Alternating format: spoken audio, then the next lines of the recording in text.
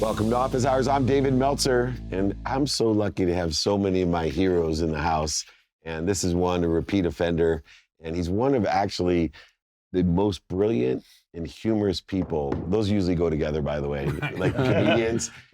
And I had no idea, because I always thought that he was the toughest mofo that I've ever met, not afraid of anything. But you'll put on your seatbelt, because Forrest Griffin is one of the quickest individuals that have been on Office Hours, and that's why we have him back again and again, not only for his good looks, but for just his amazing intellect. Welcome back, brother. Well, thank you for having me. Thank you for having me. You know, I was quick in 0 fights, but I am pretty witty. So, yeah, I wish I had some, like, physical quickness. The mental quickness, hey, I'm pretty good. But physical quickness, geez, Forrest. Well, the UFC has changed so much, speaking of quickness. You're saying I couldn't compete anymore. You told me, right? Yes, I did, because I couldn't. I've been over the Performance Center, and what it is. It's a different world. What did it take, though, at the inception of MMA and the UFC? What do you think the number one thing it took to be a champion back then? First, let's kind of set the table. Let's set the scene.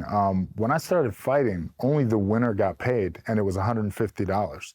And I did it, and that was to win 2 fights. I got the winner of a 4-man heavyweight tournament, and the prize was like $150 to win 2 fights. And that seemed like a great idea to me. It seemed fun. The girl that just walked by makes more than that. If you didn't win, concession stand. Yeah. Well, it's inflation too. This is like It's like 1,000 now. This is like 2,000. Yeah. You know? So what do you couldn't afford my fake watches? Exactly. Can't afford fake watches. So And a fake watch. Look at it from a different way. Like, for me, it's something that I wanted to do for fun because I enjoyed it, and I thought I could probably, if I make it to the UFC, I could probably make more money than I'm making now as a police officer. I'd do this for 5 or 6 years and retire and maybe have $100,000 in the bank and then just go back to, to my day job. So that was my original intention. And then as I kind of start having success along the way, you got to remember, I started for fun. It actually got like, where I got like, I don't want to say, I mean, what's that like where you have feelings before a fight? Like fear? Yeah, I've never felt it, so I can't really relate. Why am I agreeing to do this for $150? Talk to me. Yeah. You want to know fear? Talk to me. Here's the funny thing. I didn't have any hesitation at all until the money got involved, until people were watching me, until my friends were calling me up and saying, "Hey, Forrest, you're fighting me." Yeah, how do you know that? Like, I need this 150. Yeah, it's like, no, but that's like, it's funny. Everything was, was very pure until, that now you're a little bit famous. There's people are watching you. People want to know. There's some real money on the line. And so there was like an inflection point, right? And that's for me where I was like, okay, I really got to like buckle in and do this. I can't just, and that is when, you get more serious and you get, a little more dialed in. I was listening to an old interview of myself and I was like, that guy, he's so like lost in that moment. The things I'm saying seem ridiculous. I just want to make fun of me. I'm like, oh my gosh, Forrest, have some perspective about life. Like it's a fist fight on a Saturday night. It's not the end of the world. Stop talking about it like it's the most important. You're not ready to kick your own ass. Yeah, right? Like I'm just like, Forrest, calm down. Now when I get out of the shower, I just want to make fun of me. Like, I'm so mean. Clever. The problem is you still have a mirror. I don't get out of the shower until the mirror's completely fogged up. I have a steam room. It's very convenient. I do that as a dietary thing because if I look at myself in the mirror, no breakfast. Right. Until the nausea goes away. It's forced fasting. Exactly. So yeah, just a thought. When you add money, and that's kind of when you start putting the pressure on yourself. Before that, it's just So people in my era got into it for fun. People today, this is a career. This is a viable way to become a superstar. Like they're doing this because they want to be a UFC champion and because they want to be a millionaire, multimillionaire. So it's a different impetus. And the old saying for boxing was talent goes where the money is. And there's money and there's notoriety in fighting in the UFC, right? So that's what kids want to do. So that's why as to why I can't compete, the level of talent increases because the level of exposure increases. And now, like I own a gym and there's like 30 kids and they're like, want to be professional fighters. I'm like, really? Really? Like, are you guys sure you know what you're doing? Like, you're still young. You can make other choices, guys. But yeah, that's the popularity of the sport. And, you know, this is why I'd bet on the UFC, even if I wasn't working for them, is because all those people, they'll become fans. Like, you still watch football. When's the last time you played football? Yeah, right. Yeah, right? Exactly. But you know what it takes. You've experienced it. You know the rules. You are a fan for life. And that's kind of where we are now. And that's why, you know, I wouldn't really bet against the sport of MMA. I wouldn't bet against you either. In fact, now that I think about it, the only thing I've ever done right in life was be an early adopter of mixed martial arts. There you go. I found it, I said, I was 1999. I said, that looks freaking awesome. I mean, I like basketball and football, but this is what it's all about, you know? And I've said this before, probably to you, but you think about every sport, it's kind of arbitrary. Like, there's lines and you can pass the ball overhand, but only underhand if you're behind the what? What is it? All right, but if you kick it through this, you get 3 points. What? Where did that come from? Like, what is that? Let's just fight. That's it. You get 2 points here, but 3 points here. It seems so random. Like, why? It's fantastic. I gotta represent him. Yeah, you got to. You got. He's fantastic. Or He's like fantastic. offsides in hockey. Like, Yeah, I've been yeah. a hockey What's that fan all since about, the right? Knights got here. I still don't know what the hell's going on.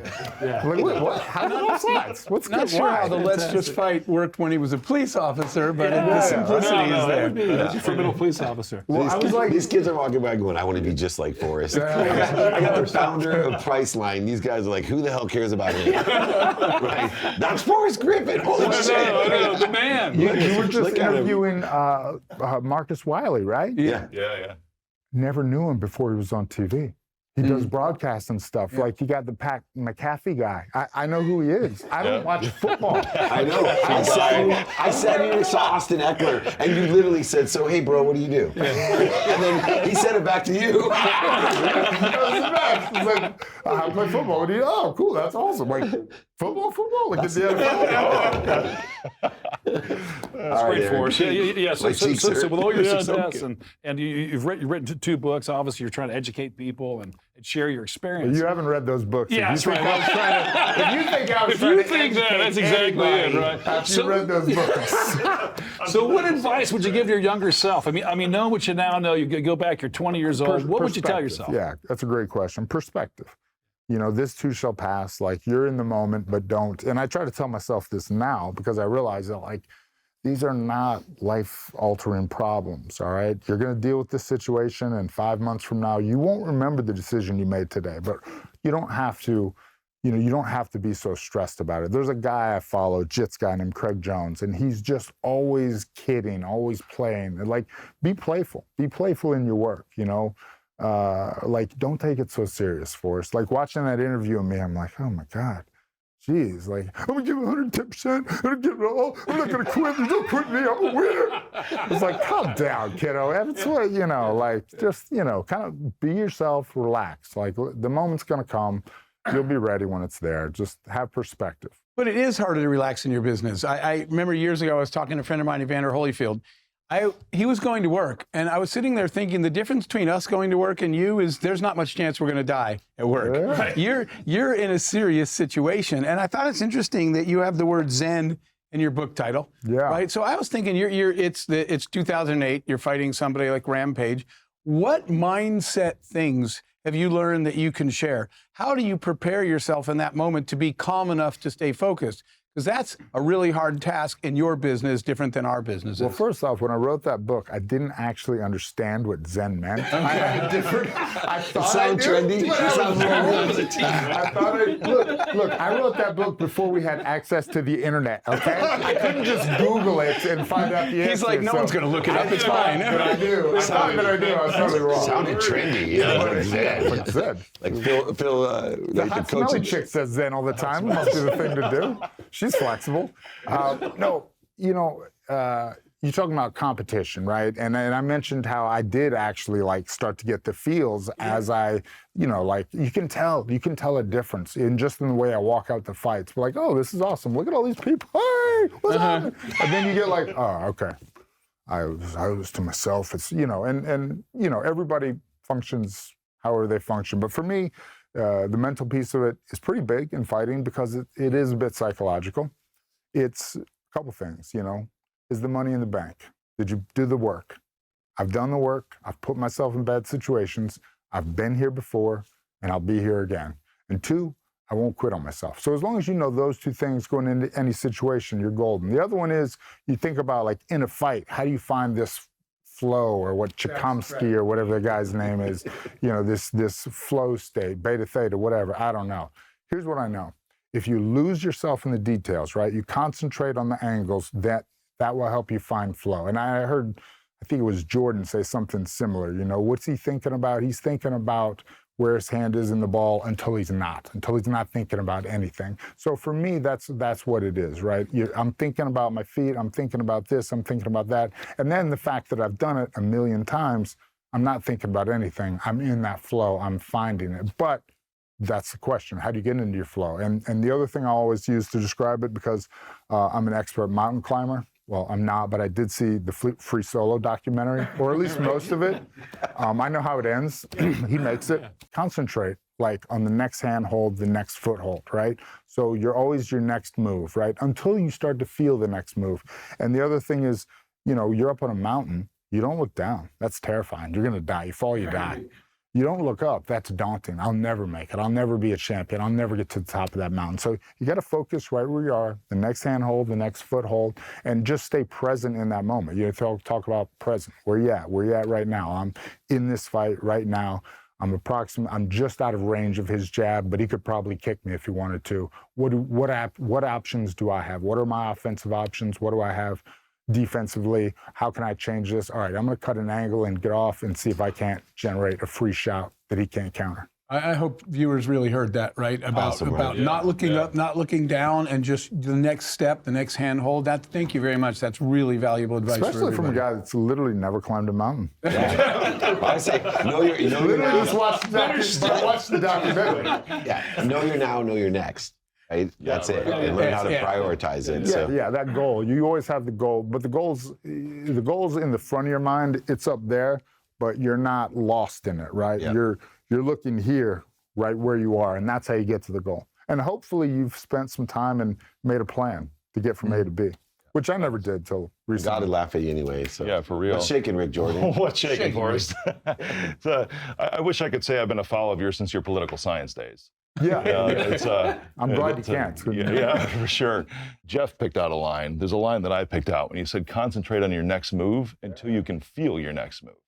Because while you're talking about all this, like, you're concentrating on your feet, you're concentrating, hey, am I far enough away for his jab?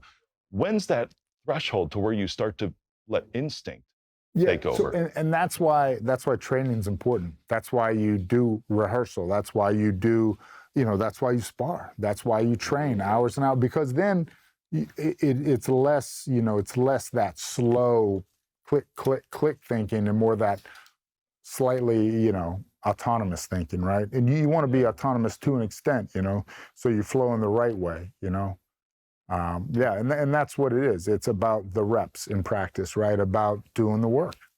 Oh, that's brilliant. And what is the deal with political science? I gotta ask. I wanted to be a nursing major. But turns out, I thought, doctor, that's probably hard, right? I'll never be a doctor. You got to be really smart to be a doctor, but I could be a nurse, right? No problem. No, nursing's really hard too. I had chemistry and calculus the same semester, and I said, there's got to be something else. And then I had a cool political science teacher, and I was like, I like this. This is fun. His professor said it's time for the final, and he said, can we just fight? Yeah, exactly, right? Exactly. He's an amazing student of the game and now giving back. And also, I think even enjoying a little slap fight. Never won a lawsuit, though. Always. Never win a lawsuit. I'll give you advice. Never get into a lawsuit. Me too. Does anybody ever win a lawsuit? The lawyer. My lawyer won. Your lawyer won. In my lawsuits, my lawyer wins every time, and it's amazing. Furthermore, though. Yeah, that's how I should have introduced myself. I am the chief head catcher for SLAP. That's how I should have. Yeah. That, and people like, hey, what do you do? Like Austin Eckler, I should have said, well, I'm actually a Toyota Tire spokesmodel. And all of the above. And I wish he'd run for president. I'd run his campaign, that's for sure. why not? What's the worst that could happen? Yeah, you lose. That's the worst that would happen. Vote for me and read her book. I'd rather you win. Yeah, with that political science read my book, background, because he you're beats probably everybody in the Exactly race. right, Yeah, exactly right? The incredible Forrest Griffin, Money in the Bank, knowing is now, knowing is next. He's certainly considered a friend here on Office Hours, and now you guys know, wow, when he's ready to go on his comedian career, I'll be right there to represent you. It'd be the easiest client I've ever had. Forrest, thank you so much for joining us. Thank you, guys.